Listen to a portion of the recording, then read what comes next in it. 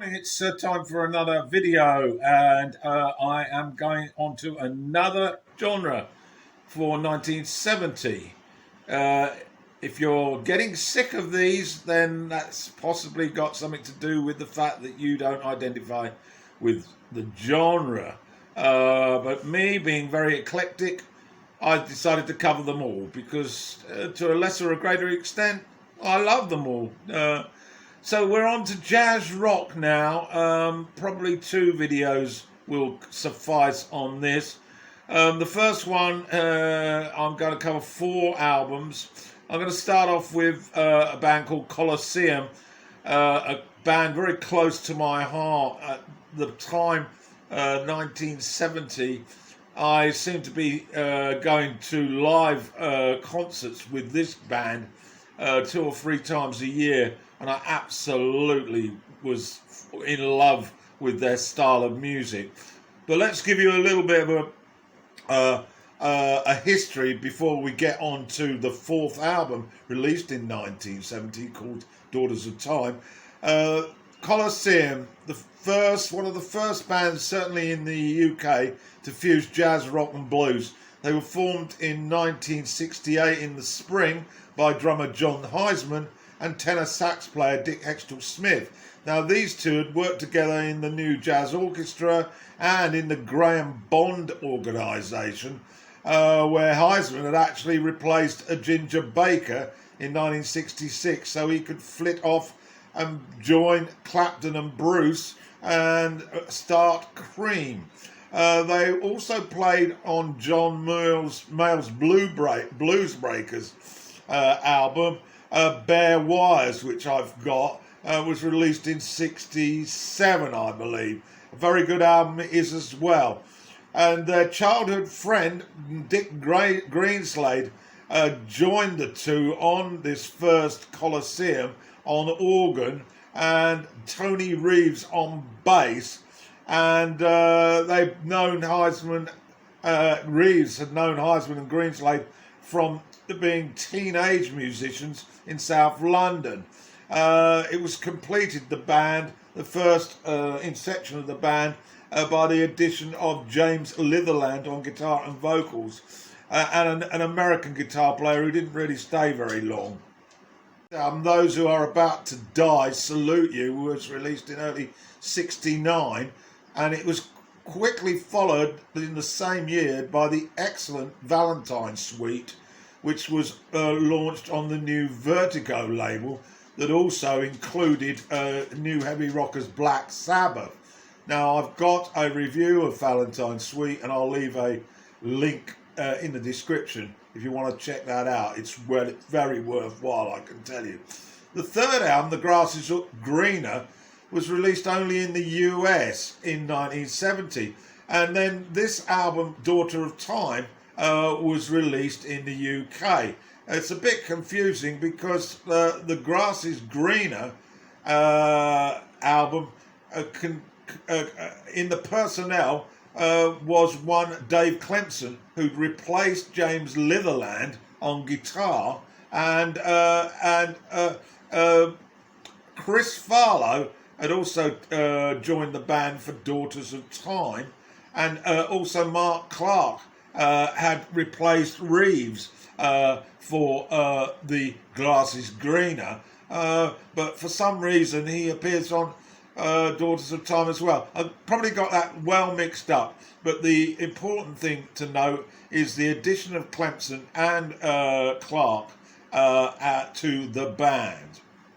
Try and clarify that then. In March 1971, the band were on the road, and they were playing at Brighton and Manchester University, and Heisman, who was effectively the leader of the band, was very impressed with the sound of the live show, and so he returned a few days later to Manchester, and the recordings were used for a live double album, Colosseum Live, in 1971.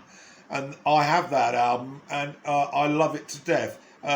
Two very long extended pieces which take up a side each. But then after that album, they broke up. So back to Daughter of Time now, and the the personnel on this album, mainly Mark Clark on bass guitar, Dave Clemson appears on guitar, Chris Farlow on lead vocals, Dave Greenslade organ, piano and vibes, and Dick Heckstall-Smith soprano and tenor sax, John Heisman drums, percussion. And as I said, it's the 4th album, and there are a multitude of other instruments that combine with that basic band delivery, and it's a brilliant melange of music, and every one of the 8 songs, I have to say, it's pretty impressive. So I'm going to go through it now, track by track. As you probably gathered, it's going on too long, this video. The tracks, 10 opens, it's 5.5 minutes, rich organ and vibraphone used on here, plus the string arrangements of viola, violin and cello, and very effective they are to conjure up the mood. Heisman's drums, well, he is just an extraordinary drummer, and Farlow's rather harsh wailing vocals drain you somewhat by the time you get to the finish. Time Lament follows with some eerie horns and strings. Farlow's vocal work here is excellent, with Heckstall-Smith's elongated sax work ably supporting him, and there also is but one Barbara Thompson adding horns on this one, and she, I'm not sure if she was at the time, but she certainly became Heisman's wife, and it's really moving into the synchronized jazz rock field, this song. Take Me Back to Doomsday, Greenslade's glides you in to the romantic jazz smooch sound before the pace quickens, and then Clemson on lead mixes effectively with Farlow's vocals, possibly his best on the collection. There's dabbles of flute from Thompson circling around Smith's excellent sax, and then Clemson managed to chip in with a brief guitar solo before the end. The title track is next up, The Daughters of Time, and again Heisman, his perfection is a foundation to every piece on this album, but particularly here Clemson starts to get quite strident with his lead guitar work. To the second side now, Theme of an Imaginary Western is a song that may be familiar to Cream fans, written by Jack Bruce and Pete Brown. It was also popularised by Mountain, a heavy rock trio who based their work very much on Cream. And Farlow's impassioned vocals sort of take the lead here. Bring Out the Dead, next up, Greenslade. It sounded a little bit like Keith Emerson to me. He drives this progressive rock sound, and then Clemson blitzes the fuzzy guitar before the horns and the keyboard medley takes over, and the pace quickens again. Instrumental, this one, and I implore you to listen to Heisman's drumming, which is off the chart, crescendo-like. Downhill and Shadows, sax solos in here, a double dosed before the blues guitar is joined by Farlow's effortless vocals, and the extended work by Clemson gives you an indication of where this band were heading, and some glorious sax work by Heckstall-Smith. And then the finale, this track is a huge disappointment. It's called The Time Machine, and it's a Heisman drum solo. You've got to be into drum solos really to appreciate this, but he is remarkable, his dexterity and his ability to use all those drums, cymbals and God knows what else, to an extent that it's almost mesmerising. So, and that was very much a live take as well. So there we have it. overall, a very good album. Not quite up to Valentyne Suite, in my opinion, but certainly not too many steps backward for this superb band. And the name of the band was Colosseum. This is an album called Noisette by the Soft Machine. It didn't come out until the mid-90s, but recorded in late 66, early 70. And it was basically a live cut of the third album that was released in 70, with dabbles from the second album as well. A brief history about Soft Machine: formed in 66 in the Canterbury area with Robert White on drums and vocals, Kevin Ayres bass guitar vocals, David Allen on guitar and Mike Ratcliffe on organ.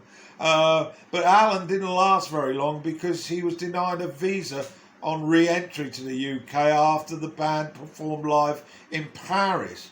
And so he then went off to start Gong, a psychedelic progressive rock band. And Ratledge, Wyatt and Ayres continued until they actually found a replacement, and they got it in the person that replaced them was one Hugh Hopper, who had been their road manager, and he came in on bass to make them a four-piece. They had then recorded their second album. The first album was with earlier, without Hopper, and then Ayres departed. It was mutually agreeable, no sort of angst as such, but he had got fed up with the shift towards more jazz-orientated music, and so he went off, and although he did play on a few tracks on the Soft Machine 2, and Hopper stepped in, but he was uncredited. But when they came to do the double album third, he was fully integrated into the band, and it was very much a sharp move forward into jazz fusion rock. And I will be reviewing that a little later, not in this video though. It was gaining considerable weight all across Europe. They actually did the London Proms in August 1970. But as I said, this album, a live cut called Noisette, it was basically an opportunity for them to stretch their muscles of the album Third. And The Moon in June is on this, which is my favourite cut from Third. But basically, it just captures the complex jazz rock that had been evolving after two. And Hugh Hopper was involved by this stage, and Elton Dean, who was a horn player. So they now had five in the band. The rock was morphosizing into jazz, some dazzling keyboard work by Ratledge, and equally indulgent drumming by Wyatt. As I say, mostly instrumental now, very little singing as such, and the tracks tended to segue together. And this is not a bad live cut, it has to be said. There's some flute in the background as well, and a lot of horns. So that's a brief summary of Soft Machine. I have got their first album on the channel, a full review of that. And once again, I'll have a link in the description, so you can shoot over to that if you want to hear about that sort of prog rock album, Soft Machine 1. It's an album called Dada. Now, if you try looking for this one, I think you're going to be very disappointed. Basically, Dada was a band, a 12-piece stack influenced jazz and blues rock band with a bit of fusion that was around just before 1970, and they released one album in 1970, and the lineup included one Elkie Brooks and guitarist Pete Gage. And Elkie Brooks, after Dada basically ended rather abruptly, then got together with one Robert Palmer, who'd been with the Alan Bound set, and they basically emerged with the birth of one Vinegar Joe, which I actually got to see live. But to Dada, it's a bit of jazz, funk, gospel, and a bit of rock thrown in. Elkie Brooks on vocals, very, very into the blues, this Glass. A little bit like Maggie Bell, but the funk was there as well. And it's an interesting little album. No standouts, but very eclectic. There's some rockers on it. As I say, there's some lots of sort of a funky stack sounds as well. And it's got a hint of folk rock, particularly on This Is My Song. Sounded a little bit like Fairport Convention. Cedar Peace has got some gospel piano, very soul-like. And Aspen, Colorado, a very smoochy lounge jazz offering with organ touches. Nice sax solo as well. And all in all, it's a very intriguing album. But that was about it. It's a curios. I'm glad I've got it. You're unlikely to get it, so I better shut up about it. The last album on this video is by a band called If, and that was the title of the first album, formed in '69 by Dave Quincy, Dick Morrissey and Terry Smith, and they also were linked with, they were signed by Chris Backwell of Island Records in the UK and Capitol in the US. Very much more avant-garde like jazz influence, more so than Colosseum, and more so than the American style jazz rock outfits that included Blood, Sweat and Tears and Chicago, that you might remember. Listened the other day, I enjoyed it, forgotten most of it now though. I'm Reaching Out on All Sides is the opener. It's very horn driven with an extended guitar solo, and the vocals almost like an extra instrument. What did I say about the box jack? Is an 8 minutes effort with an array of saxes and flutes and keyboards driving the rhythm.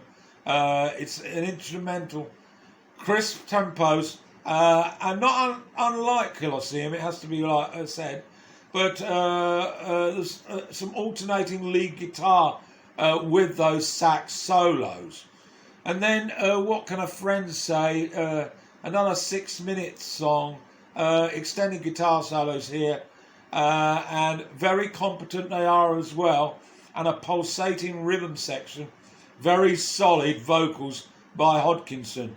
It's got a jazz nightclubby feel about it, but obviously not a big band like Ellington or Basie, but in that same box. And then to the second side, we start with Raise the Level of Your Conscious Mind. Nice piano on here, a nice gentle tempo, and the vocals, a bit of a nod to Elton John, I thought, in the chorus. Dockland is a favourite of mine, got a Latin lounge jazz feel to it, with the sax oozing over the tempo, and the jazz with guitar reminds me a little bit of George Benson. And then we get on to The Promised Land. This is much a faster blast of horn, set to a funky keyboard amalgam. So that's about it. It's quite an interesting album. You might be able to hear this on YouTube. I'll get a link if they have one. So that's it for this first episode of Jazz Rock Albums from 1970. More to come. Thanks for listening, and shout outs. Rob, Let the Music Play. Very good. I love his channel. He's from Manchester. That's probably got a lot to do with it, being a United fan. Calico Silver, Jeff from Florida. Love his delivery. He makes a story out of every video he puts out. I love his James Griffiths. He's English lad, and he's well read on music, so always interesting. and I'll do some more on the next video because my brain's hurting.